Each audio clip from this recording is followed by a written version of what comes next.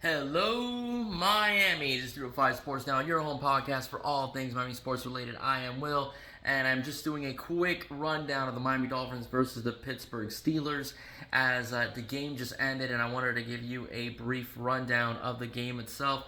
Tua Tagovailoa came out firing on all cylinders. It looked early on like the Miami Dolphins were going to pretty much obliterate the Steelers, but the Steelers adjust defensively and don't allow any points past pretty much the first quarter, as it was a dominated first half by my first quarter by the Miami Dolphins and a dominated second quarter by the Steelers.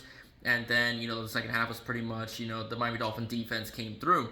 Oddly enough, interceptions by Javon Holland, okay, Bethel as well. And then lastly, the much maligned and criticized and picked on, by the way, tonight by Kenny Pickett, Noah Igbenogany gets the game-sealing interception to pretty much put the game to wraps. The Miami Dolphins are 4-3, okay?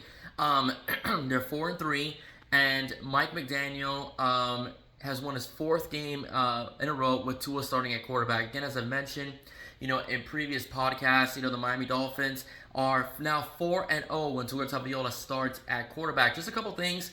Tua, a very gutsy guy. I mean, he just pretty much lowers his shoulder down a couple of occasions to try to get first downs. Did not seem like the concussions intimidated him at all, as he was able to get, as he was able to pretty much get the ball out quickly and avoid pressure in most cases. Didn't seem intimidated by the Pittsburgh's very aggressive defense either.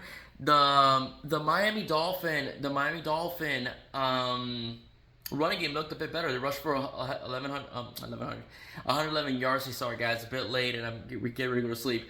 About 111 yards today as well. Tyreek Hill and Jalen Waddle had very good starts in the first quarter, and the Steelers were able to bracket them later on during the game, as well.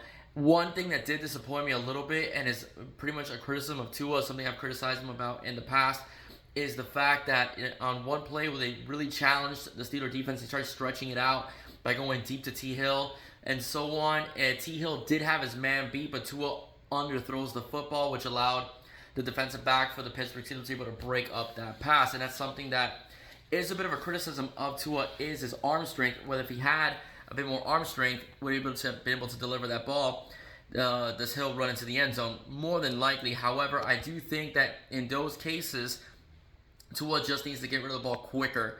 All right. Again, he was out for 3 weeks. Timing might be an issue, but I do believe that Tua needs to get the ball out quicker since he doesn't have the arm strength, so that way he can hit Tyreek Hill in stride, and Tyreek could either get him close into the end zone or score a touchdown altogether. Okay.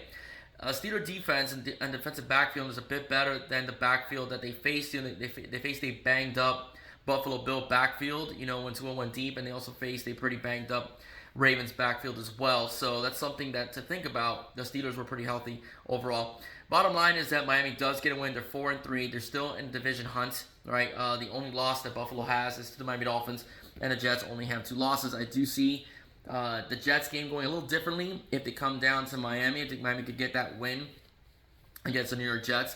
The Jets are playing better. Let's not forget that, all right? And Buffalo's still Buffalo, right? But the Miami Dolphins are much improved when Tua is quarterback, right? This offense did look more efficient. 16 points, though, is not going to cut it, all right? You really need to put more points on the board. The Dolphins left a lot of points on that football field. Raheem Mostert, caught the ball at 2-yard line, got popped, ball comes out, incomplete pass. Then on 4th and 3, Coach McDaniel decides to not kick the field goal, not take the points. He decides to go for it on 4th and 3. McDaniel been very gutsy this year, but he goes for a similar running play that got him the 4th down situation. Either Tua could have kept that ball or just go for a quick pass that would have allowed the Miami Dolphins to be able to continue moving the ball forward and possibly get a touchdown, getting a ball in the end zone, or getting points out of it to begin with. But the bottom line is that, I do think that was a bad call. 4th and 3 seems like a tight game. You kick the field goal, you're up 2 scores. I know field goals are boring. They're not as exciting as touchdowns, but they still are points. And it doesn't matter whether you win by 1 point, 7, or 14. A win is a win, all right? And the Miami Dolphins proved it with their 16-10 victory. Pass rush was not there. Kenny Pickett was not taken down a bit. Something that they were not able to apply as much pressure as they could, but nonetheless, the defensive backfield for the Dolphins, banged up defensive backfield for the Dolphins, did come through with 3 interceptions, And the Pittsburgh Steelers did not, right? They dropped 4 interceptions that Tua could have thrown. All right, ladies and gentlemen, that's it for me. That's just a quick rundown. I will be doing the Canes sometime tomorrow. I know it's a little late, and I think we've had our fair share. We've had our fair share of bashing on the Miami Hurricanes, but I still will give my perspective, as it was a very messy loss against Duke. All right, everybody, if you like what you heard, please do not forget to like, share, and subscribe. This is 305 Sports Now. I am Will. Stay safe. Stay safe. God bless. See you soon. Bye-bye.